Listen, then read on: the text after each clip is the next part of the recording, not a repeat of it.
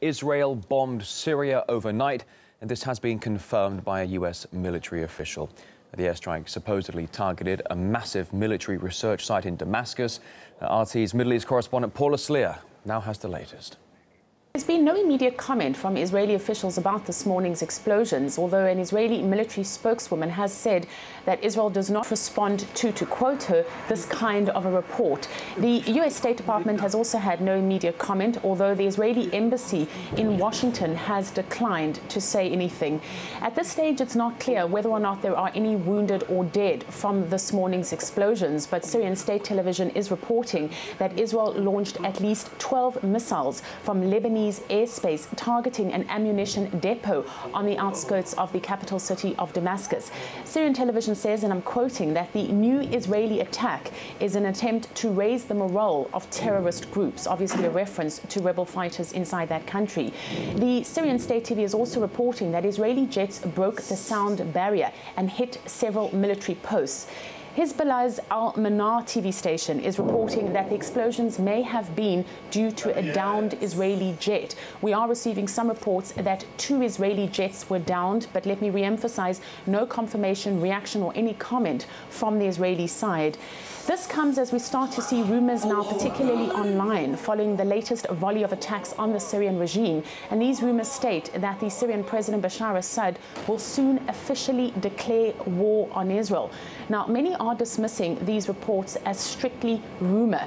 There is also speculation about the nature of this morning's attack, with some insisting that Israel's weaponry was nuclear-like. There are some who are saying that chemicals could be smelt in the air and that the attack was coordinated between Israel and the help of Syrian rebel fighters. Eyewitnesses have described the attack as, to quote them, an earthquake and unprecedented. Now, Israel has in the past repeatedly warned that it is prepared to resort to force to prevent Syrian weapons reaching the hands of Hezbollah, which is an organization Israel claims is a terrorist organization based in Lebanon.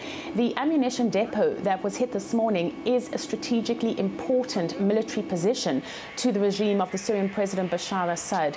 There is video footage. It is not yet verified, but it has been posted to YouTube, at least 3 videos showing a huge ball of fire rising into the night sky over this morning, the early morning's attack. Damascus certainly is heating up its rhetoric. I mean, let me make the point that the research center that was hit this morning was the target of an earlier Israeli strike back in January. And according to Damascus, that strike saw 2 people killed and some 5 workers wounded.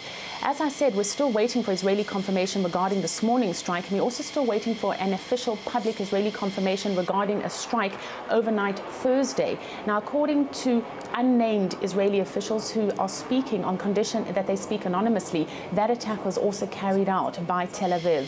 That attack is believed to have hit an arms convoy believed to be destined for Hezbollah in Lebanon. It was first broken by American officials who said that it was an Israeli strike. What it does indicate is that this conflict is not only becoming regional, but certainly has international ramifications as well. Hezbollah is a militant organization. It is based in Lebanon, but it is allied with Damascus. And Israel has repeatedly in the past said that it would do everything to stop any kind of game-changing weapons from getting into the hands of the organization.